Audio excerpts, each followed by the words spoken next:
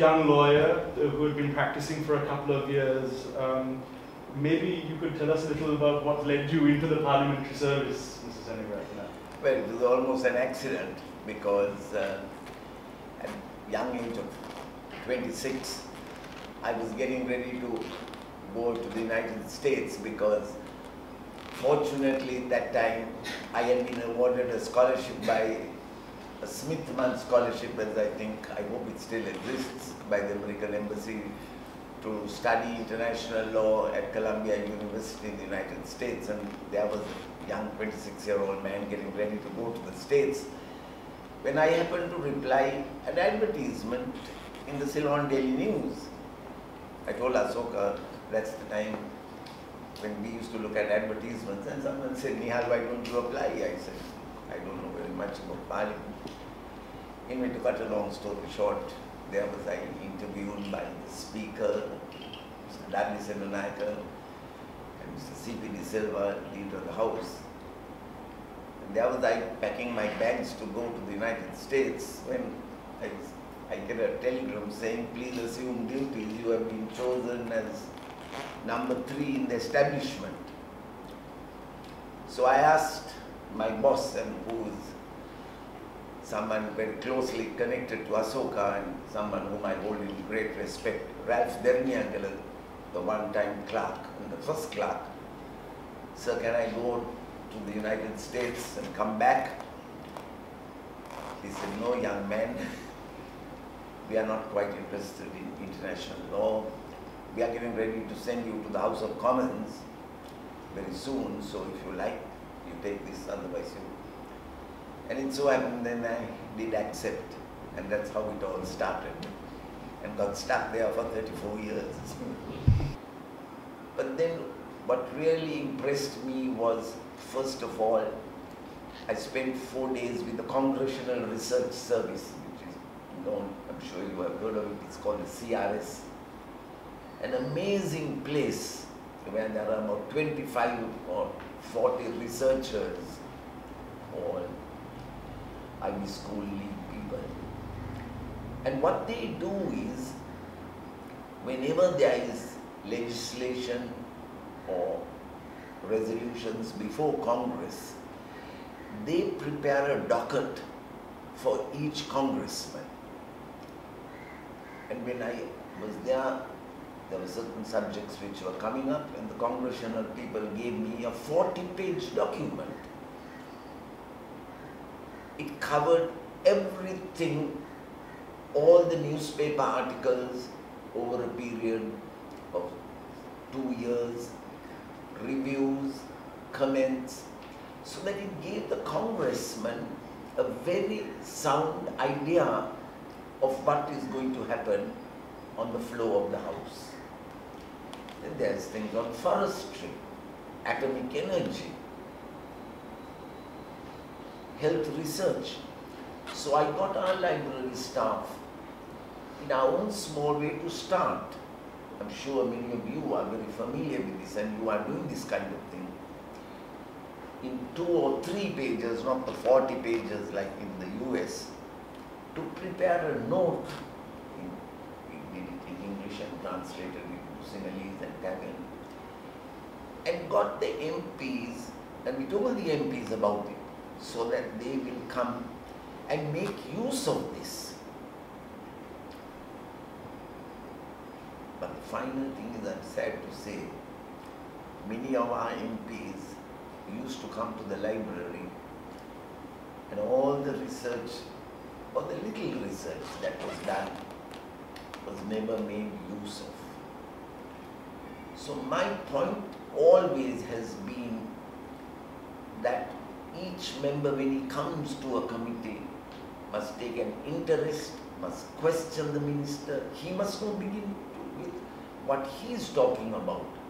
And if there's a regulation, say on forestry, which is being introduced by the minister, the member must know something about the subject and ask the minister, why are you doing this? What is the reason for it?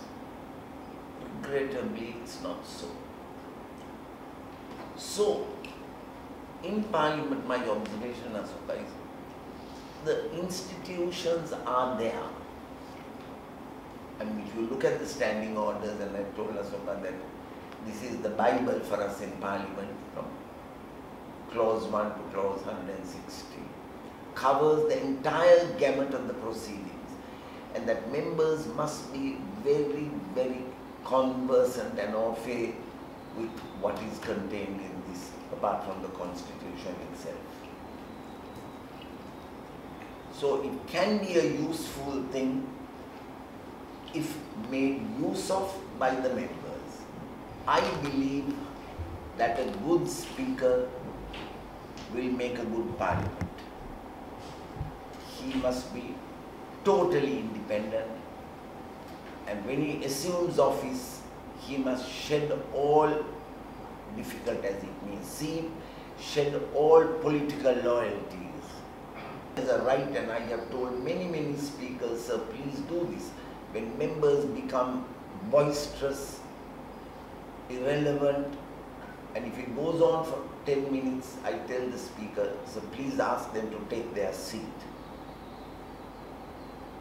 In fact, long before my time, I am told Speaker Francis Mulamure, who was the first speaker in 1948, had the courage to tell Prime Minister Nihal Seneviratne, Honorable Prime Minister, I think you are being irrelevant.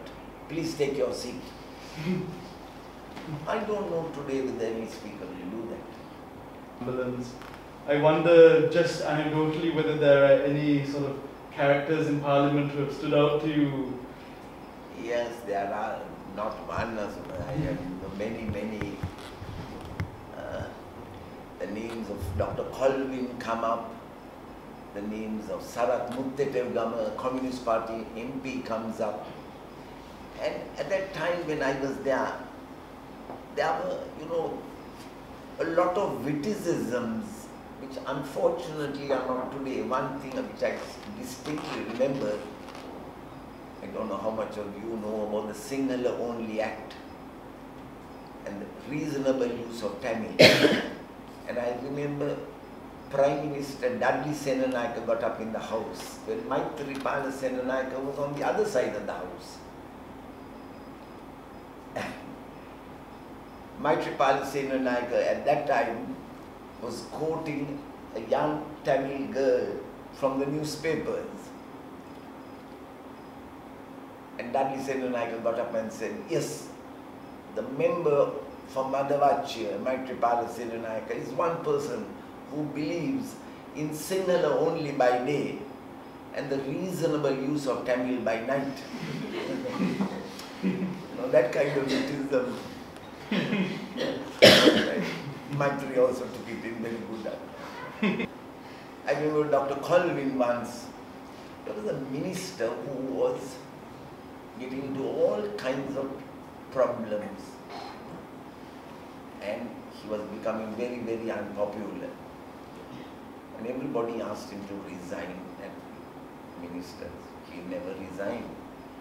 So in the lobby of Parliament when I was walking out, I met Dr. Colvin and I said, sir, why don't you think that minister should resign?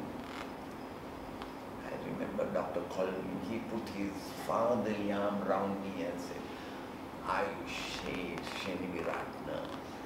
By now I think you should have realized with your years of experience that ministers don't resign their portfolios.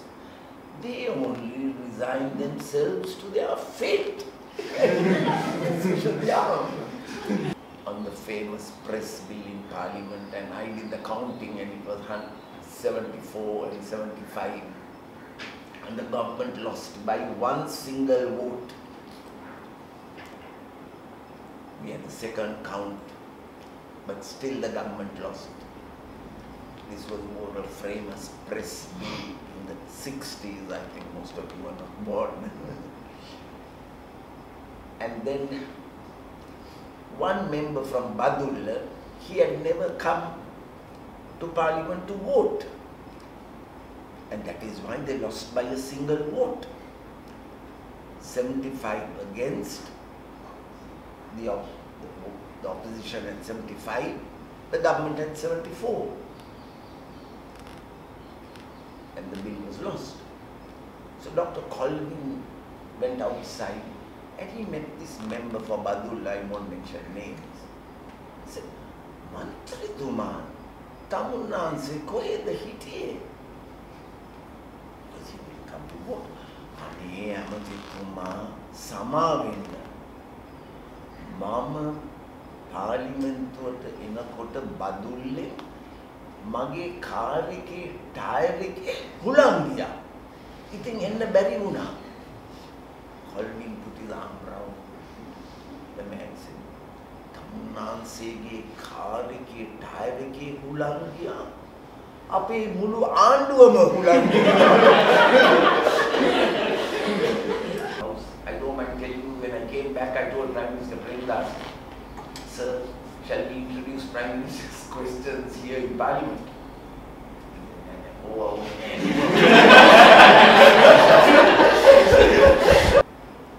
I mean, it was, Mr. Jayawardana's time, I was telling Asoka, he chose a man from Polgahavela to come to Parliament who was a thug. But all Jayawardena wanted was to win the seat and put him. So you see how mistakes are made.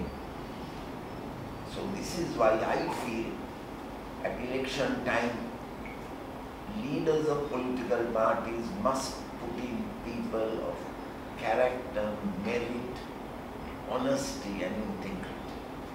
Under PR, we have the Colombo district, ranging from Negombo in the north to Kalutara in the south to Abisavela in the east. So Colombo has some 28 members. So the contact constituents have with their MP is nil. Constituents like to go Ape Mantrithuma. Now that was not possible. There was Putlam, there was Chillau, there was Nathandi. So members were able to go and meet them. But whom do I go to now? Study the standing orders properly so that no one can disturb you, no one can say you're out of order. And make a short speech, but to the point, and a studied speech.